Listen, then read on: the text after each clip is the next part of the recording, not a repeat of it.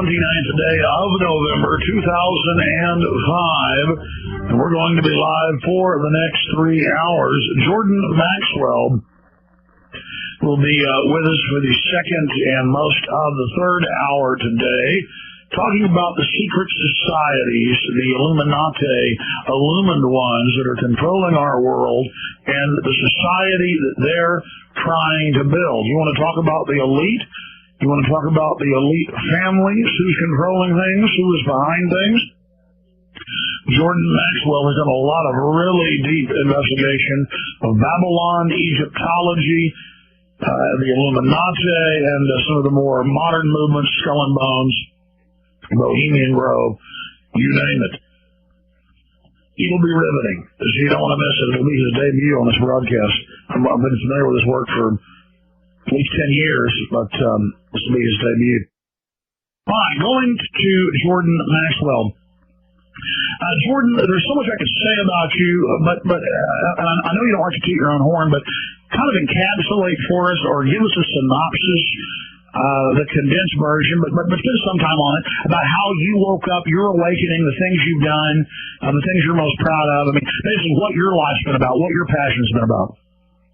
First of all, thank you for having me on the program, and thank God for people like Alex Jones and keeping the spirit of freedom alive, and I really appreciate being on the program with you, Alex. I got started back in 1959. I was very interested in secret societies all of my life.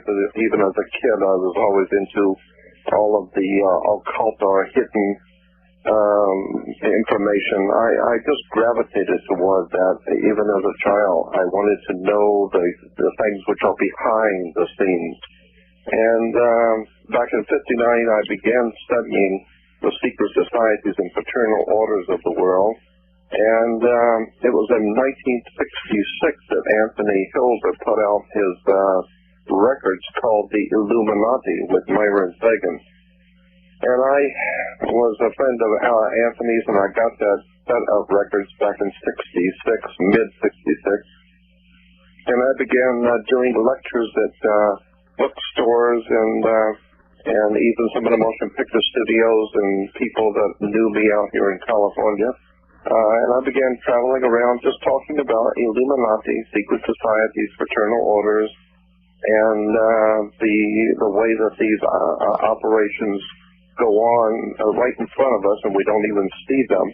And so I've been doing it for 45 years. I'm tired now, obviously, but I brought David Icke to America. I've given a lot of information to a lot of people in Hollywood. They've made movies now. I'm just amazed today. The subject of the Illuminati is in motion pictures, it's in television, it's being talked about around the world. There are all kinds of researchers, but I was doing it back in 1966, some 40 years ago.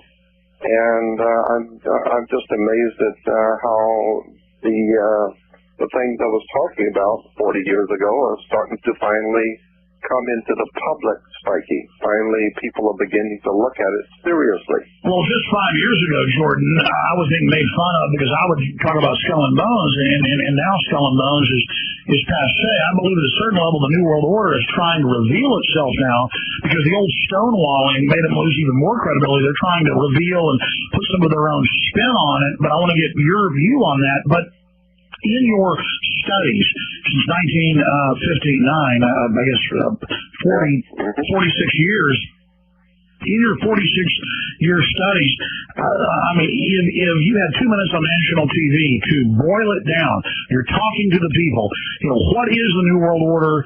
Who are they? What is their plan? Well, I'll tell you, golly, that's such a big question. And I know that most people hearing me are not going to believe what I would tell you. But I'm just going to tell you straight out what I think the thing is. And I'm not the world's foremost authority on anything. I always try and say that I'm just an ordinary man pursuing extraordinary knowledge. Because we're all human. We can all make mistakes. And so I'm not the world's foremost authority on anything. But I've been looking at this subject for a long time, and I've had a lot of opportunities to talk to people, to other researchers, and I would boil it down to this. There is a secret agenda that has been formulated probably thousands of years ago for the domination of the world. And that's why I believe that our problems are not just political. You are making it very obvious that it's all political, but I think it's even more than political. I think it's cosmic. I think there is a dark force in the universe which wants to destroy the freedom of the creature that God created and gave us our freedom. And so I see this problem as a cosmic problem or a spiritual problem also.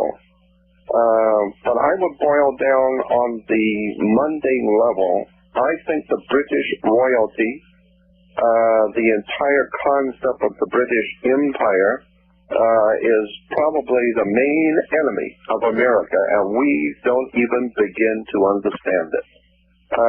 When you understand, too, the connections that the Vatican has with the British royalty, you need to remember that for at least 1,600 years, Europe has dominated the world. And for 1,600 years, the Vatican has dominated Europe. And the very idea, the very concept, or the word, New World Order, goes back to a Roman Latin phrase, which was first in a poem by Virgil, the Roman poet, writing about Caesar. And in his poem, Aeneas, I believe it was, he talked about a new world order in Latin, novus ordo seclorum. And what he meant, he said that when the world will finally come under the Roman heel of Caesar, once Caesar has finally conquered the entire planet, then there would come a novus ordo seclorum. So I believe, it's just my opinion, but after looking at it for 46 years, I am totally convinced for myself that the Vatican has a hidden agenda in which the British Empire, the British royalty, have thrown in with the secret societies that came out of the Roman Empire and are now in their last and final phase moving on the entire world. So if anyone's going to do any research, you might want to go back and look at the British royalty. Who are they? The Queen Mum, Prince Charles, and all of that disgusting bunch who have decided that they are going to wipe out all freedom on the face of the earth. And indeed, they openly said they're going to kill us. Yeah, and well, just think about this, and this is putting it in street language, but just think about if you came out one night from a restaurant and got in a fight with some guy and you beat him up, and everybody pat you on the back that you're the big guy, you beat this guy up because he jumped on you, but you beat him. And then you find out that he was actually a gang member or a made man in the mafia. The problem now is that you have just started the problem. You thought you ended it. No, it is now it's really a problem. And so that's exactly what happened when Americans defeated the British on the field of battle all over the world. The princes and kings and rulers were looking at this thing that was happening in the colonies. They openly wrote and said, I mean, there's famous quotes saying, if we let this happen, they're going to take over. If we let them, have actual money printed by the government instead of by us, it's over. That's exactly the point. And so consequently, all their conspirator friends, all of the Illuminati operation going on in Europe for hundreds and hundreds of years. In high gear. Yes, and they looked at the King of England and said, what are you going to do? Just like in the movie Goodfellas, when the kid said something and the other guys in the mob said, well, you're going to let him get away with that? Well, that's exactly what happened. Absolutely. So they all came here and took us over, and now we're the eye of the pyramid. We'll be right back with Jordan Maxwell. Jordan, I mean, I know you say politically, but it is spiritual. What will life be like? What's your time frame? How long until we are literally in the compact cities being exterminated in an orderly fashion, drugged out? I mean, how long on their time frame until the mass extermination begins? And then we're going to go to calls. I think that they are aware of the fact that there are some very powerful forces in the universe that are against them, and they've got to hurry up and speed up their timetable. I think that they're looking at, I believe that they're really concerned about 2012, but I've heard people in the military talking about 2007, and after 2007, if something isn't done to save the human race, it's over, it's finished. By 2007, I've had some very high military people, friends of mine, say that in private. Well, all the major martial law preparations, I mean, this is public. Yeah. NORAD, NORTHCOM is 2008. Yep. Well, that's what I'm talking about. I think it's really close now. When we're going to wake up and find out there's just no way out. And it's been coming for a long time. I would only ask that everyone, when they finally figure out what's going on, when they finally see the end result of all of this, just remember the people, try and remember who they are, who were telling you everything's just fine, you know, the Tom Brookoffs and all these other talking head jokers on NBC and CBS, who are smiling and telling you everything's just fine and it's all a big, silly, nonsensical conspiracy theory. So just remember those people. Just remember who they are. And when your family comes undone, and when the come down comes down, just try and remember all the smiling faces and talking heads that were telling you everything was just fine. Because what they're planning on, these guys, the Tom Brookoffs of the world, they're planning on being well taken care of by their masters. You know, they're like the Judas cow who are leading all the others to slaughter, but they know that they are well fixed, they're well healed, they're well dressed and taken care of, so they'll be all right when the come down comes down. So I just want all Americans to remember the Tom Brookoffs and all these other jerks who are the mouthpiece for the mob. Just remember who they are and what they said and how they told you that everything was just fine and that people who were talking about such things were a bunch of goofs. Just remember who they are. Let's Is there ever going to be a time when good will triumph in the world? As far as I'm concerned, I don't think so. I think and let me tell you why. I mean, it's my opinion. I think that we are in this world to prove who we are. And the most important part of our life is when you leave here. Because if you believe that there is a divine presence or a God, I think that we are being put under compulsion now. We are being tested, and someone from on high is watching us to see how we're going to react. Is it that they're planning to build? Why are they so afraid of the people hearing what you have to say today? Well, I think that there's something very big going on here that's been going on for thousands of years, and it's a spiritual battle. And I'm not sure that any of us really understand the full implications of what the word God means, what the scriptures are really all about. The implications are just staggering for the future of the human race. Who are we? When we were created by God, I have no problem believing in a divine presence in the universe that men have called God, but I am really fearful of looking at. I think it's really going to be a very difficult subject to look at. Who really is in control of this planet? Where are we going as human creatures? What they have in mind is building something it's called the new man. Spell N-E-W-M-A-N, the new man. The new man is going to be a human which has all of its soul taken from it, so that you are nothing more than a worker, a consumer. You all, it was explained in the motion pictures. My friend Dick Gregory said once that Hollywood does three things only. It tells you what it's already done, what they're doing now, and what they're getting ready to do. And if you go back and rent the movie Network, in which Ned Beatty, as the head of the network, explains to... That is the one world government run by the corporations, and that you yourself are a share of stock. That's it. And he said all your anxieties will be put to rest. They will, all the entertainment, everything will be provided for you, so that all you have to do is just do what you're told and go along to get along, and everything's going to be fine. And I think that this is a horrible darkness that the world is slowly but surely being led into, and I think it calls into question now, who are we as humans, who owns us, and what ultimately is going to happen here, because I believe that the Creator is going to eventually have had enough, and when that happens, who was it, Thomas Jefferson said, I fear and I shudder when I think that God is just.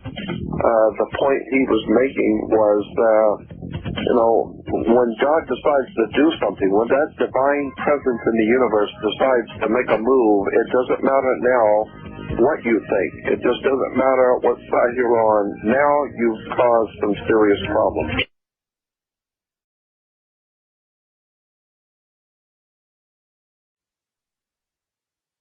But the problem today is that the situation is so large and so all-encompassing that whatever is going to happen, the whole world is going to feel it. Everything. Everyone's going to feel this one. Whatever it is that's being played out right now at the top, something terrible is coming on the world. The entire world of mankind is going to feel it. There's going to be no place to run to.